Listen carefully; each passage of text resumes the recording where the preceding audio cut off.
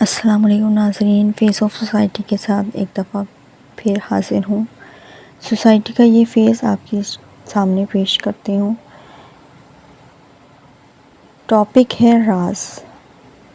راز کہنا اور سننا بتانا کتنا دلچسپ معاملہ ہے، اس کے پیچھے کتنا تجسس پنہاں ہے۔ ہر کوئی رازدار بننا چاہتا ہے، لیکن اس کا پاس رکھنا، حفاظت کرنا یہ اصل ذمہ داری ہے۔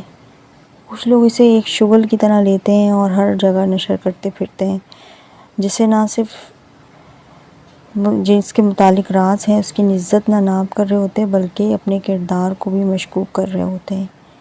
کتنا اذیت ناک لمحہ ہوتا ہے جب اپنا کوئی راز محفل کی زینت بنا ہو اور ہر ایک کی زبان سے سن رہے ہو۔ اس وقت محسوس ہوتا ہے کہ زمین پھٹے اور آپ اس میں سما جائیں۔ لوگوں کے زمانے ہماری کمزوریوں کی تشہیر ہو رہی ہوتی ہے، جب ہم چپ سادھے اپنے اس لمحے کا ماتم کر رہے ہوتے ہیں جب ہم نے کسی کو رازدار بنایا تھا۔ لوگ تو آہستہ آہستہ بھول جاتے ہیں، لیکن راز افشا کرنے والے کا کردار مشکوک ہو جاتا ہے۔ ساری زندگی کا سبق مل جاتا ہے کہ آئندہ کسی پر اعتبار نہیں کرنا۔ رازدار بنانا اصل میں دل کا بوجھ ہلکا کرنے کا ذریعہ ہے۔ یہ بوجھ اللہ کی ذات کے سوا کوئی نہیں اٹھا سکتا۔ اگر اٹھا بھی لیا تو کسی جذباتی موقع پر افشا ہونے کا خطرہ سولی کی طرح لٹکا رہے گا۔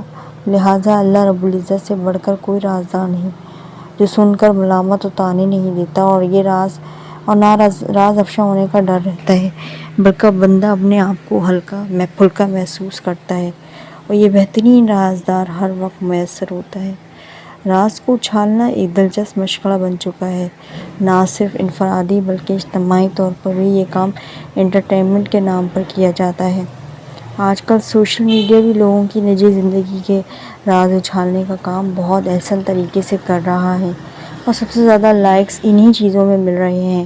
جتنی مشہور شخصیت ہوگی، اس کی نجی زندگی کی کہانیاں مختلف سرخیوں، ویڈیوز کے ذریعے پھیلا کر زیادہ سے زیادہ کمایا جاتا ہے۔